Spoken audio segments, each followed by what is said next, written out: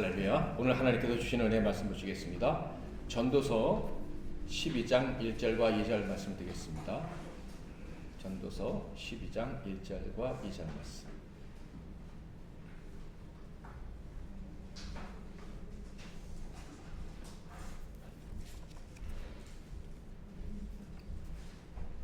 우리 오늘도 지난주와 마찬가지로 다 일어나서 함께 1절과 2절을 받들어 읽도록 하겠습니다. 영상을 참조하실 분들은 참조하시고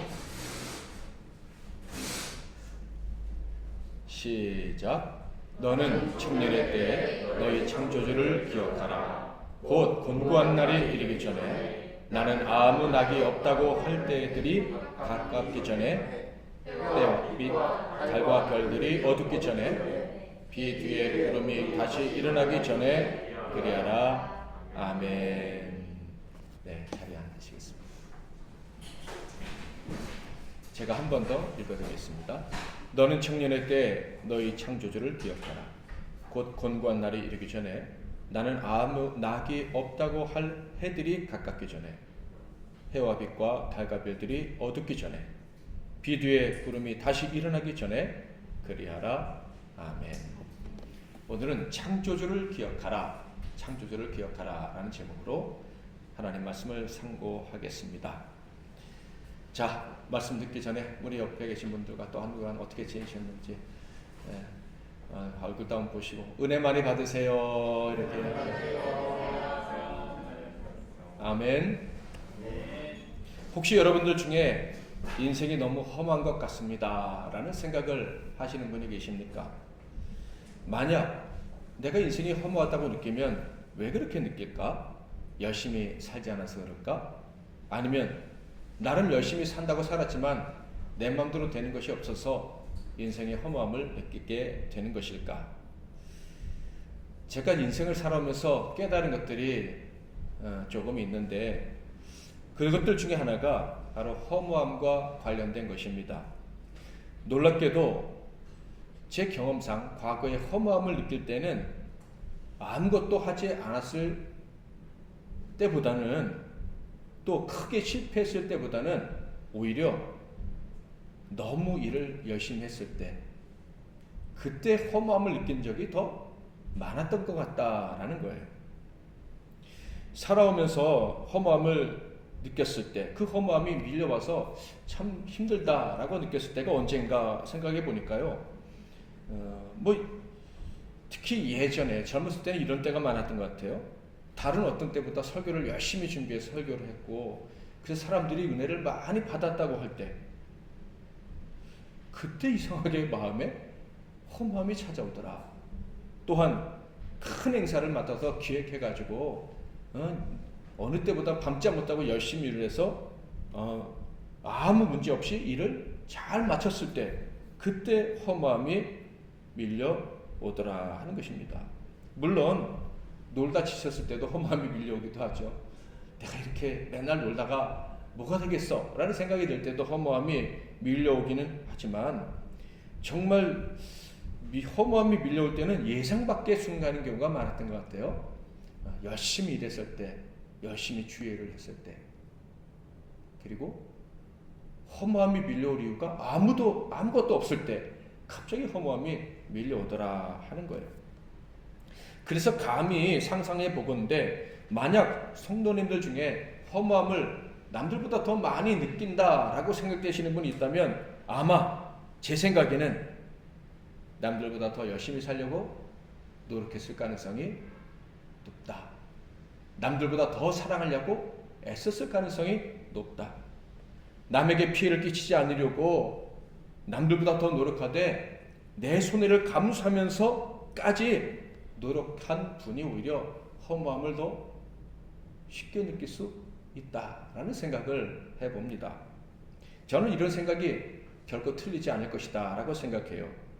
물론 어떤 분들은 당신이 큰 실패, 낭패를 경험해보지 않았으니까 그런 말을 하는 거야 라고 주장할지 모르지만 저는 이런 저의 판단을 굽힐 마음이 없습니다. 왜냐하면 솔로몬의 전도서가 제 생각을 지지해주고 있기 때문에 그렇습니다.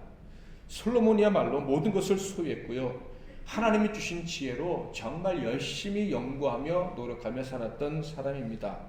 하고 싶은 것들을 계획을 하고 그것들을 실행해낸 아주 탁월한 왕이었습니다. 그런데 그런 사람이 그 열심히 인생을 다 살아보고 그 끝에 한 말이 인생은 허무하다라는 것이었어요. 전도서 1장 2절과 3절 유명한 말씀 같이 읽어보겠습니다. 시작. 전도자가 이르되 헛되고 헛되며 헛되고 헛되니 모든 것이 헛되도다. 해 아래에서 수고하는 모든 수고가 사람에게 무엇이 유익한가. 전도서는 솔로몬의 노년에 지은 글이라는 걸 아마 다 아실 거예요. 그러므로 우리는 인정하지 않을 수가 없습니다.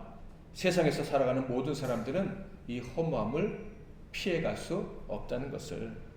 살아서 무엇하나 열심히 노력한다고 좋은 날이 오겠나, 뭐 이런 생각들이 밀려오는 것을 피할 사람은 하나도 없다라는 거예요. 솔로몬처럼 자신의 위치에서 열심히 노력하고 살아가는 사람들은요, 분명 책임감이 강한 사람일 것입니다. 그런데 그런 사람들도 인생의 허무함을 느끼고 자신이 수고한 것에 대한 가치를 느끼지 못할 때가 찾아온다면 상대적으로 책임감이 부족하고 게으르고 이기적인 사람들은 더더욱 허무함을 피할 길이 없을 거예요.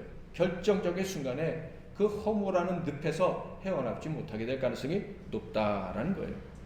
이 세상에서요, 허무함이라는 이 무서운 감정을 피해갈 자연인 사람은 아무도 없습니다. 솔로몬은 말합니다. 허무함을 피해갈 인생은 아무도 없다고. 그 이유가 무엇이냐면 하나님께서 죄인된 인생에게는 허무함을 피할 그런 길을 허락해 주지 않으셨기 때문이라는 거예요. 자, 전도서 1장 13절 14절 읽어볼게요. 마음을 다하며 지혜를 써서 하늘 아래에서 행하는 모든 일을 연구하며 살핀즉 이는 괴로운 것이니 하나님이 인생들에게 주사 수고하게 하신 것이라. 내가 해 아래에서 행하는 모든 일을 보았노라. 보라, 모두 다 헛되어 바람을 잡으려는 것이로다. 하나님이 사람에게 평생 수고해도 허무하고 헛되다라는 감정을 느끼게 하셨다는 거예요. 이 해 아래에서, 이 죄악된 세상에서 만족하며 살 수 있는 사람을 한 사람도 만들지 않으셨다. 한 사람에게도 그런 감정을 주지 않으셨다. 이런 말씀이에요. 저는, 그리고 여러분은 이런 솔로몬의 의견에 전적으로 동의할 것입니다.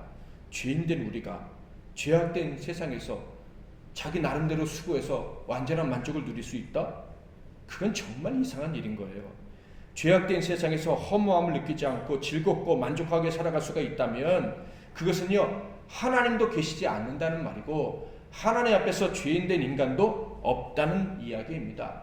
죄라는 것 자체가 존재하지 않으니까 자기 마음대로 살아도 만족할 수가 있는 것이죠. 사람이 타락했다는 말, 하나님의 선하신 뜻을 거부해서 고통당한다는 말도 다 거짓일 거예요. 자기 나름대로 살았을 때 완전히 만족할 수 있다는 말이죠. 그러니까 해 아래에서 수고한 인생이 허무함을 느끼지 않는다? 이거는 거짓이에요. 있을 수가 없는 거예요. 그럼에도 불구하고 하나님을 부정하는 사람들은 솔로몬의 의견에 길을 쓰고 반대하겠죠. 이렇게 우리가 발전된 세상에서 편리하게 또 안전하게 생활할 수 있는 이유가 무엇이냐? 이순신 장군 같은 분의 희생, 세종대왕 같은 분이 백성을 살려서 한글을 만들고 또 많은 의학적, 과학적 발견들이 있었으니까 우리가 이렇게 예전보다 잘 살 수 있는 것 아니냐, 이렇게 주장을 할 수 있을 거예요. 세상의 고통을 없애고 잘못된 것들을 바로잡으려는 이 영들이 있었기 때문에 우리가 이렇게 잘 사는 것 아니냐, 그러니 사람의 수고라는 것이 헛되지 않고 가치 있는 것 아니냐, 이렇게 주장할 수 있으리라 생각을 합니다. 오늘 이런 주장에 대해서 반박을 하느라고 시간을 낭비하고 싶지는 않아요. 그저 솔로몬의 몇 마디 말로만 답을 드리고 싶은데, 먼저 전도서 2장 16절 같이 읽겠습니다. 시작.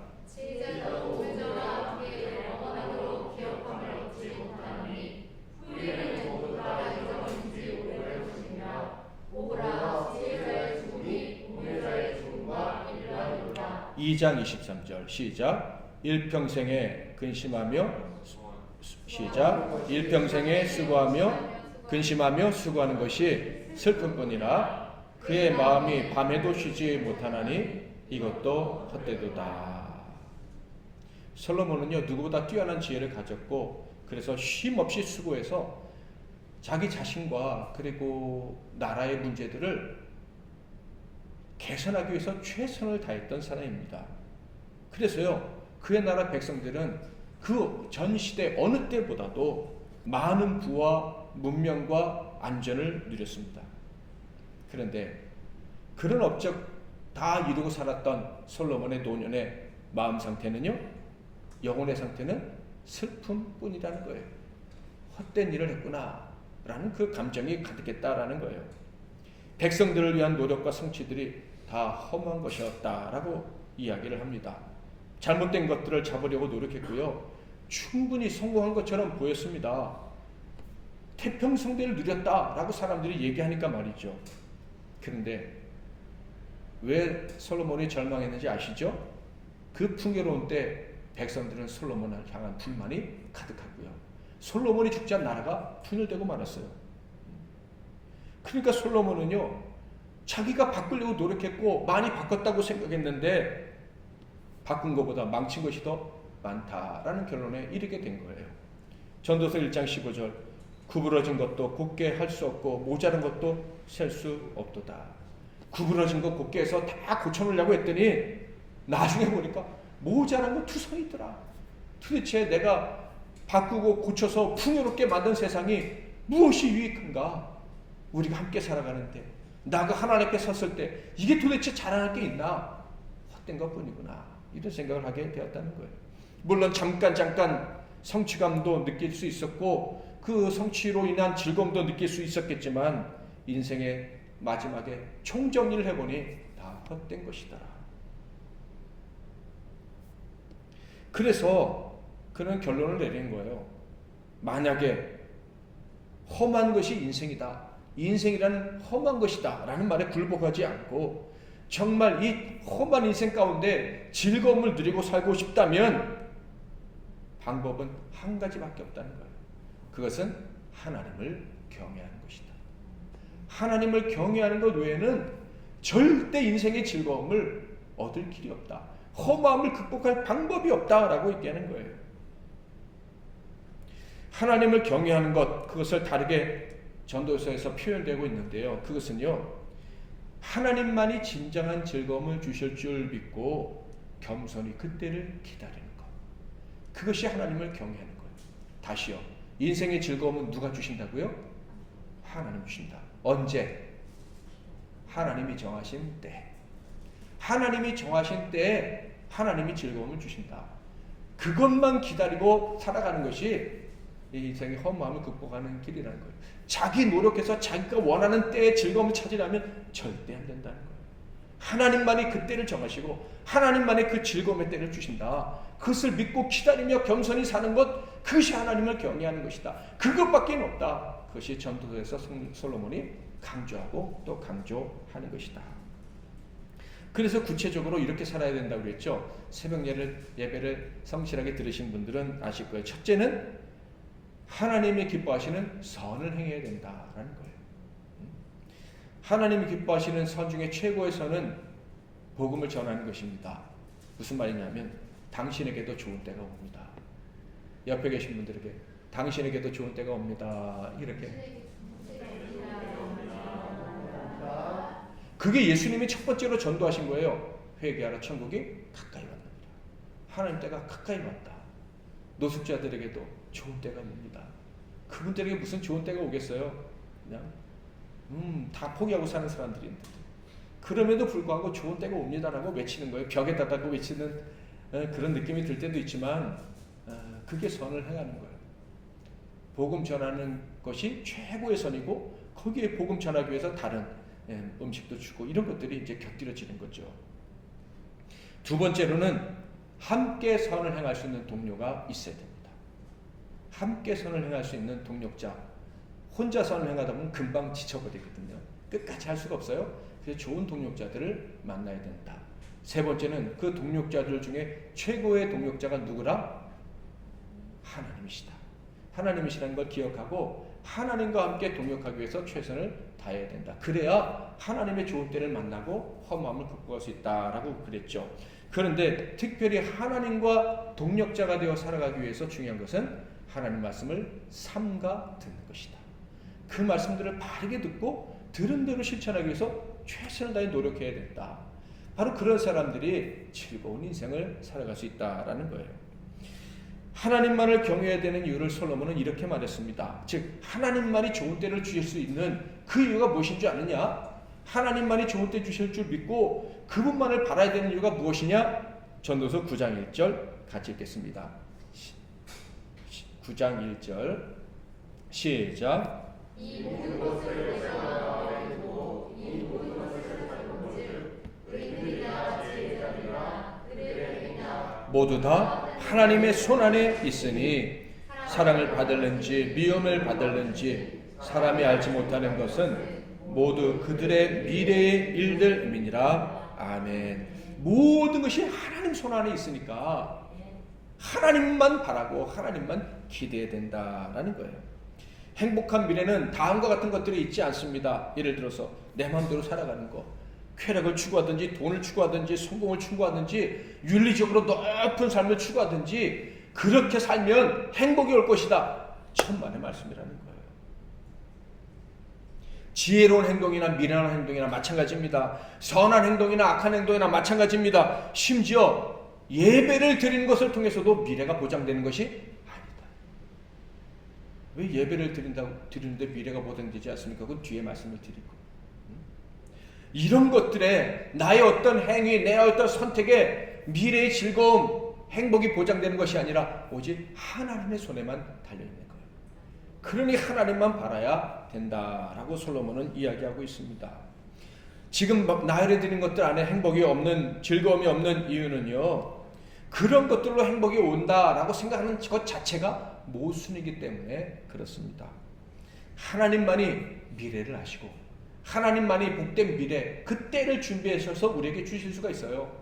그런데 다른 모든 것들 안에 나의 노력, 나의 수고, 내가 선한 걸 추구함, 내가 예배를 열심히 드림, 이런 것들 안에 허무하지 않은 행복한 미래가 깃들어 있다고 생각하면 하나님이 없는 것과 마찬가지예요.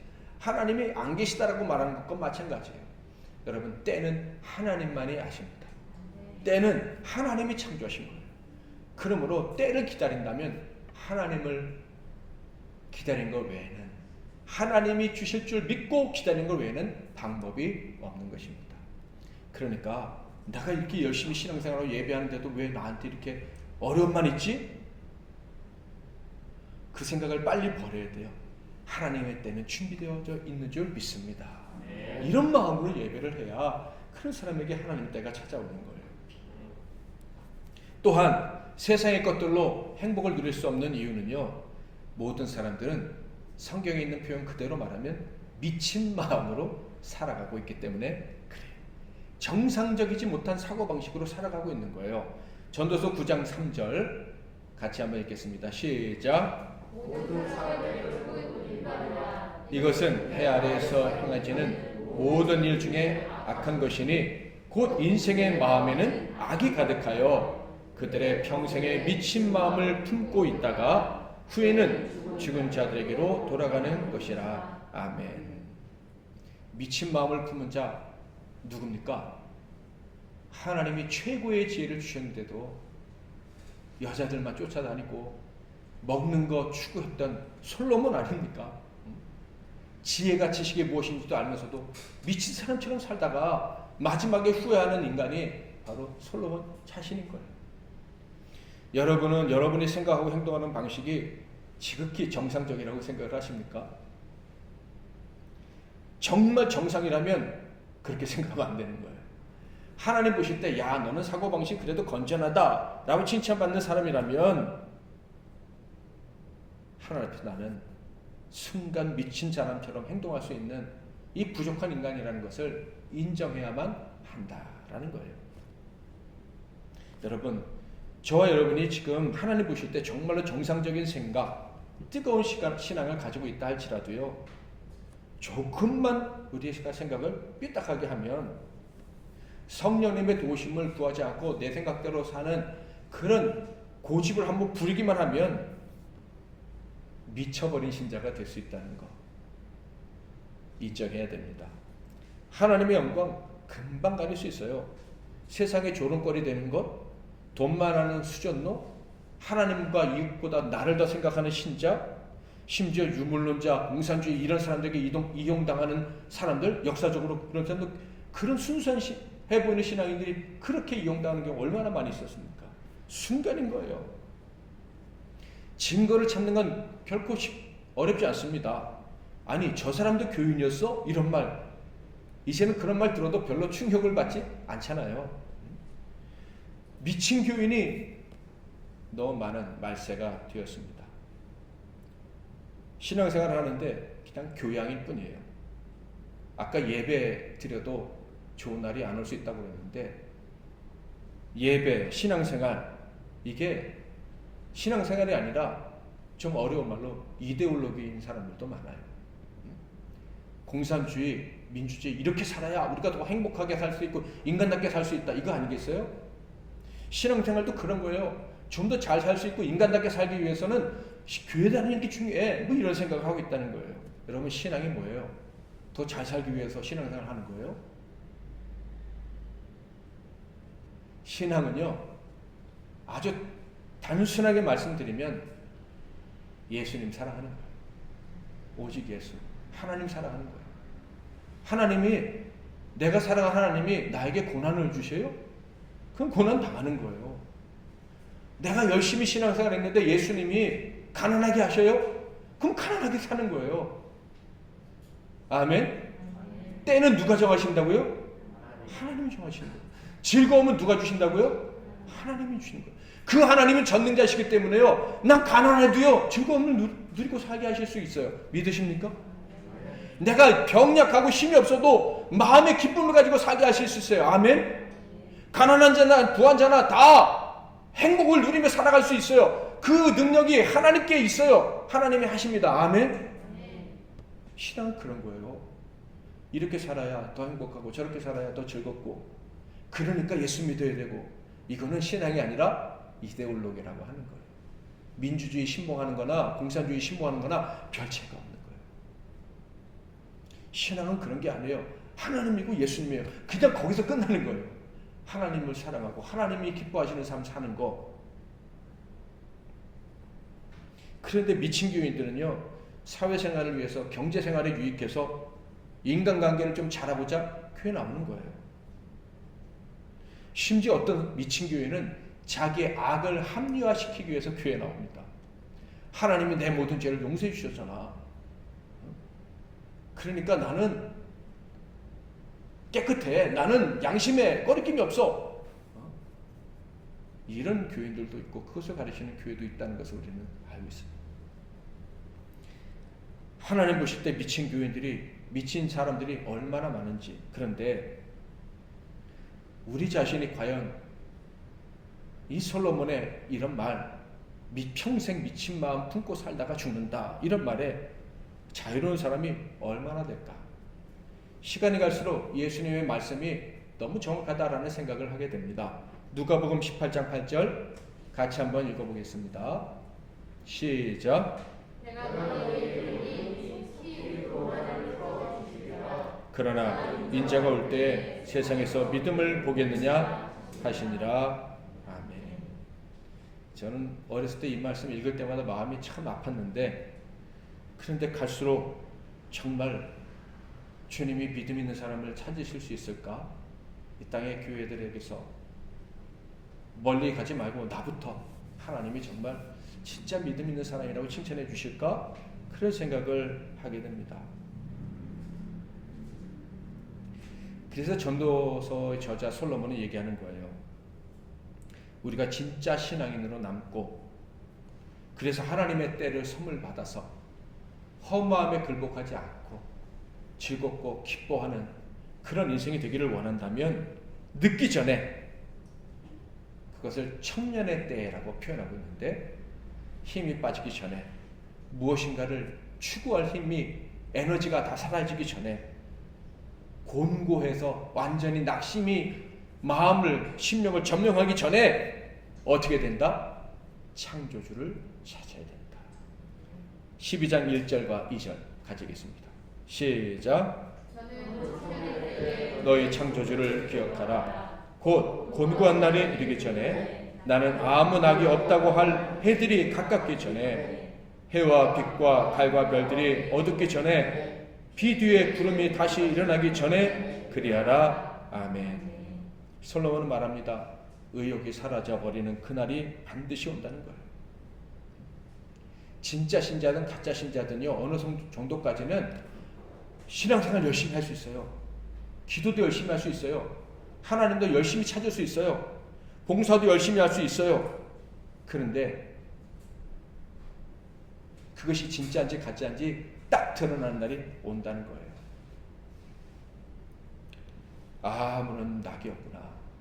내가 열심히 살아온 것에 대한 보람이 없구나. 남편과 아내를 위해서 내가 희생했고, 자식들을 위해서, 부모님을 위해서, 친구들을 위해서 애를 썼는데 도대체 내가 뭐 때문에 그렇게 했지? 그런 날이 반드시 온다는 거예요. 그래서 허무함에 짓눌리고 더 이상 의욕이라는 것 자체를 갖고 싶지 않은 그런 때가 온다는 거예요. 그때 완전히 손과 발을 다 놓아버리고 절망에 빠지지 않으려면 그 전에 해야 될 일이 있다는 거예요. 바로 너의 창조주를 기억해야 된다는 것입니다. 창조주 하나님을 기억하라라고 하시는 말씀을 우리가 더 잘 이해하기 위해서 우리는 자세히 성경을 봐야 되는데, 뭐라고 기록되어져 있냐면 너의 창조주를 기억하라, 이렇게 말씀하고 있어요. 그러니까 하나님이 나를 만드셨다는 거, 하나님이 나의 인생을 계획하셨다는 거, 하나님이 나의 인생의 목적을 정하셨다는 거, 그것을 기억하라는 거. 자동차를 왜 만들었습니까? 타고 가려고. 전기밥솥을 왜 만들었어요? 쉽게 밥하려고. 맞죠? 사람을 왜 만드셨습니까? 그것은 하나님 창조주만 아신다는 거예요.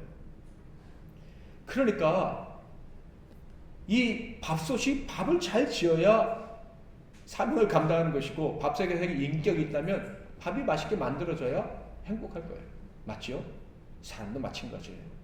창조주 하나님의 뜻에 합당하게 내가 살아갈 수 있어야 그때 비로소 즐거움을 누릴 수 있다라는 거예요. 그러니까 우리는 하나님과 친구가 되고, 우리의 인생의 길을 정하시고, 우리의 삶의 목적을 정확히 아시고, 우리를 이끄시는 하나님 말씀을 삼가 들어야 하는 겁니다. 창조를 기억한다는 것은요, 앞에 말한 솔로몬이 이미 말한 그것이에요. 하나님 말씀을 삼가 들어라. 전도서 마지막 이 결론적에 주시는 충고의 말씀은요, 청년의 때에 사는 사람들에게 주시는 말씀입니다. 이것은 단지 청년만 이야기하는 것이 아니라 아직 기회가 남아있는 사람들에게 주시는 말씀인 거예요. 그러니까 이미 기회가 사라져버린 사람들에게는 허무함을 극복할 방법이 없어요. 그러나 아직 기회가 있는 사람들, 저와 여러분, 이렇게 하나님 말씀을 듣는 사람들에게는 인생의 즐거움을 누릴 수 있는 기회가 아직 있는 거예요. 그 기회가 있다면, 허무함에 굴복해서 손을 놓지 않았다면 너희들은 이 기회를 잡아야 돼. 그래서 이 허무함만으로 가득한 세상에서 정말 즐거워하는 그런 인생이 되어야 돼. 하나님의 아들, 딸이니까 말씀하고 있는 거예요. 아직 기회가 있는 사람들, 허무를 극복하려고 하나님을 기억하는 사람들은요, 어떻게 하나님을 기억하며 살 수 있는지에 대해서 생각을 해봐야 되는데, 자, 11장 9절 같이 한번 읽겠습니다. 시작.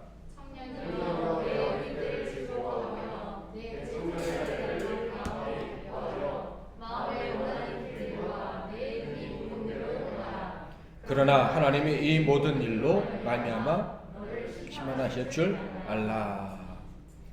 자, 옆에 계신 분에게 축복의 말씀. 당신은 아직 어린 때를 살고 있습니다. 하나님 보실 때는 어린아이죠. 아직 기회가 있음을 믿으시기 바랍니다. 기회가 있어요. 기회를 놓치시면 안 돼요. 기회가 있어요. 자, 그런데 이 기회가 있을 때 어떻게 살아야 되느냐 하면요. 늦기 전에 어떻게 살아야 되냐면 행동 하나하나를 하나님 앞에서 하려고 노력해야 된다. 왜? 하나님이 심판자 하실 거니까. 우리 행동 하나하나에 대해서 하나님이 심판하실 것을 기억하고 살라. 그것이 젊은 때, 이 청년의 때 바르게 사는 길이고, 그런 인생이 하나님의 때를 만나게 된다. 솔로몬은 얘기하고 있어요. 자, 그런데 어떤 분은 이렇게 생각하실 거예요. 아니, 행동 하나하나를 하나님 앞에 사는 게 그게 가능합니까? 행동 하나하나를 심판받지 않기 위해서, 하나님께 칭찬받기 위해서 사는 게 가능합니까? 물론 기도하고 성령의 충만함을 받으면 그렇게 살아갈 수 있다는 거 알지만, 성령 충만함 너무 쉽게 잊어버리잖아요. 그리고 성령 충만했다가도 누가 툭 건들면 내 성질이 못 돼가지고 금방 제멋대로 살잖아요. 그런데 어떻게 행동 하나하나를 바르게 살아서 하나님께 상을 받는 인생이 될 수 있을까요? 그렇게 생각하시는 분들이 있을 거예요. 그래서 솔로몬은 말합니다. 그래? 그게 어렵지 않다는 거 내가 알려줄게 하면서 전도서 11장 10절 말씀을 알려주시는 거예요. 자, 같이 한번 읽어보겠습니다. 시작. 그런즉 근심이 내 마음에서 떠나게 하며 악이 목에서 물러가게 하라. 어릴 때와 눈머리의 시절이 다 되리라. 자, 9절과 10절 연결해서 보면 무슨 말씀이냐면 행동 하나하나를 하나님이 심판하신다고 생각하고 행동을 하게 되면 어떤 일이 벌어지느냐? 혹시 눈치채셨습니까? 뭐가 물러가요? 마음에서 근심이 물러간다는 거예요. 자, 다시 말씀드리면 내 생각대로 막 행동을 하잖아요. 그러면 근심이 점점 쌓여가는 거예요. 여러분, 최근에 여러분 마음에 기쁨이 점점 자라나고 계십니까? 아니면 근심이 자라나고 계십니까? 만약에 근심이 자라나고 있다면 막 살고 있는 거예요. 청년의 때 이 기회를 그냥 차버리고 하나님 생각하지 않고 막 사는 거예요. 그런데 예전에는 난 근심덩어리였는데, 근심이 많았는데 점점 근심이 사라지고 있어요 라고 생각하는 분이 계시다면은 심판주 하나님을 생각하면서 그 하나님을 기쁘시게 해드리려고 조심하면서 근신하며 살아가고 있는 거예요. 여러분 삶 한번 들어보세요. 어떻게 살고 계십니까? 그런데 여러분, 뭐 지금까지는 어떻게 사셨든지 간에 근신하면서 하루하루 살다 보면 뭐가 점점 사라지는 게 느껴져요? 뭐가? 근심이 사라지는 게 느껴지는 거예요. 근심이 사라지는 자리에 하나님이 기쁨과 즐거움을 주시는 거예요. 그러면 하나님 뜻대로 사는 것이 재미있을까요? 아니면 재미가 없을까요? 하나님 뜻대로 사는 게 점점 재미있어지는 거예요. 그러니까 매 순간순간마다 하나님이 뭘 좋아하실까 생각하며 사는 거는 처음에 막연히 생각하면 힘든 것 같지만 그 뜻대로 살다 보면 그게 재밌어지고 즐거워지고 행복해지고, 그러다 보면 얼굴도 젊어지고 건강도 좋아지고 모든 일에 사람이 긍정적인 사람이 되고 용기 있게 살아가게 되는 거예요. 아멘. 그런 인생들이 되시기를 주님의 이름으로 축복합니다. 이렇게 정말 작은 일까지 하나님을 생각하며 살아갈 때 그것이 창조주를 기억하는 것이고, 그런 인생의 헛마음을 극복하며 살아가는 길이에요. 하나님은요, 기회 있는 자들에게 이제 선을 행하라고 하나님 앞에서 바르게 살라고 하는데 아주 구체적으로 어떻게 살아야 될지도 가르쳐 주셨어요. 전도서의 아주 끝부분에 젊은이들을 향해서 어떻게 살아야 될지를 가르쳐 주는 부분이 있는데, 자, 전도서 11장 1절 2절 말씀입니다. 같이 한번 읽겠습니다. 시작.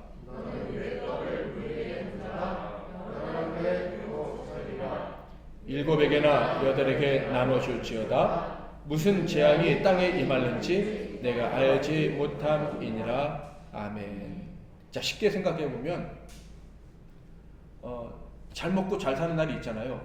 근데 어느 순간에 재앙이 딱 임해가지고 뭐 곡물 생산이 안 된다, 뭐 가뭄이 있다, 뭐 이런 날이 찾아올 텐데, 그때 어떤 날? 어떤 일이 벌어진다? 그때 음식을 도로 찾으면 남들은 없다고 하는데 내게 음식이 찾아오면 즐겁겠어요? 안 즐겁겠어요? 즐겁죠. 자, 그런 즐거움을 맞이하려면 음식을 물 위에 놓으라. 어떤 음식? 내 떡, 네가 먹을 것, 내가 먹을 것을 물 위에 놓으라는 거예요. 어떤 물이냐면 흘러가는 물이에요. 흘러가는 물에 그릇에 떡을 담아서 내가 먹으려고 했던 거를 딱 놓으면 어떻게 되겠어요? 둥실둥실 떠내려가다가 누군가가, 모르는 자가 발견해서 건져서 먹겠죠. 맞지요? 그런 삶을 살면 환난이 왔을 때 너에게 하나님이 음식을 줘서 네가 환난의 때에도 배고프지 않고 슬프지 않도록 해주겠다. 이런 말씀인 거예요. 그러니까 선을 행한다는 것, 즉 하나님의 때를 맞이하기 위해서 선을 행한다는 건 이런 거예요. 하나님이 기뻐하실 만큼의 사랑을 베풀며 살아가는 것입니다. 그러니까 하나님은 자격 조건을 따지지 아니하시고, 그렇죠? 모든 사람에게 하나님이 택하셔서 은혜를 주시잖아요. 마찬가지로 우리도 누군지 모르지만 불특정한 사람들에게, 아무 나에게 어떤 이익을 주지 않는 사람에게도 사랑을 베푸는 사랑을 해야 된다는 거예요. 그게 하나님이 기뻐하시는 선이라는 거예요. 그렇게 선을 행하면 힘이 빠졌을 때 그때 사실 힘을 얻는 그런 은혜를 얻게 된다라는 거예요. 그러나 만약에 움켜쥐고 빼앗는다면, 이건 내 거야, 내가 먹어야 돼, 내 몫이야, 뭐 이렇게 산다면, 이런 사람들 심지어 하나님 것도 도적질하죠. 하나님의 것 중에 가장 중요한 게 11조 아니겠어요? 11조도 하나님께 온전히 드리지 않고, 이웃에게 나눌 것 안 주고, 배고프다고 하는데도 내게 남았는데도 안 주고, 그렇게 살아간다면 그런 사람들에겐 절대 즐거운 날이 찾아오지 않고 허무함에 빠지게 될 것이다 라는 거예요. 사랑하는 성도 여러분, 하나님 우리에게 기회를 주셨다. 아직 우리를 젊다고 어리다고 보신다라고 저는 그렇게 믿습니다. 생각해보니까 우리 MBC 나눔교회 나누며 살 수 있는 게 얼마나 큰 복인지 모르겠습니다. 창조주를 기억하는 거는요, 물 위에 음식을 놓는 거예요. 근데 우리가 또 그렇게 또 살아가고 있지 않습니까? 얼마나 감사한지 모르겠습니다. 우리의 행동을 달아보시는 창조주, 심판주 하나님이 계십니다. 그 하나님을 언제나 기억하고 선을 행하는 저와 여러분이 되기를 바랍니다. 하나님이 어떻게 말씀하시는가 집중하고 그 가르침대로 하나님과 그리고 이웃을 사랑하며 살아가시기를 바랍니다. 이게 신앙인 거예요. 다른 게 아니라 그냥 하나님 사랑해서, 그래서 이웃 사랑하며 살아가는 게 신앙인 거예요. 원수까지도 사랑하며 살아가는 거예요. 그러면 더 이상 아무것도 할 수 없다고 생각되는 그 순간, 끝날에도 올 수도 있고 중간순간에도 올 수도 있는데, 그때 우리는 넘어지지 않고 기쁨과 즐거움을 회복하고, 아, 이때가 하나님의 때구나 라고 고백하면서 살아갈 수가 있을 것입니다. 우리 삶에 깃들 수 있는 염세주의, 허무주의, 이거는 우리 하나님의 사람들, 하나님 뜻대로 살아가는 우리에게는 절대 찾아올 수 없는 것이며 극복할 수 있는 하나의 그냥 거침돌에 불과하다라고 저는 믿습니다. 하나님의 뜻대로 늘 살아감으로 말미암아 나에게도 하나님 때가 준비되어져 있구나 라는 감격 가운데 살아가는 우리 MBC 나눔교회 성도들 다 되시기를 주님의 이름으로 축복합니다.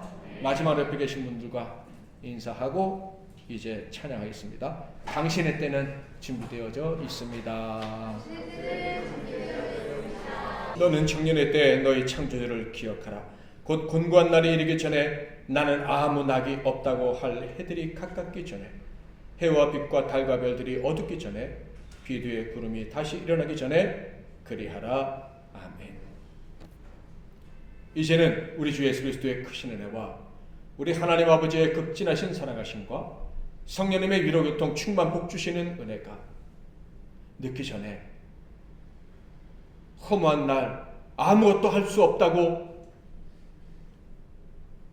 절망을 느낄 수밖에 없는 그 슬픔의 날이 오기 전에 창조주를 기억하여 하나님이 기뻐하시는 삶을 살아감으로 이 허무한 세상에서 즐거움을 누리며 살아가게 될 이 시간에 머리 숙인 복된 종들 한 분 한 분 위에와 그들의 가정과 산업과 건강과 미래 위에 이 나라 이 민족과 세계 열방과 주님께서 피로 값주고 사신 우리 MBC 나눔교회 위에 그리고 모든 환우들과 간절히 기도하는 성도들의 제목들을 위해 이제로부터 영원토록 함께 하실지어다. 아멘.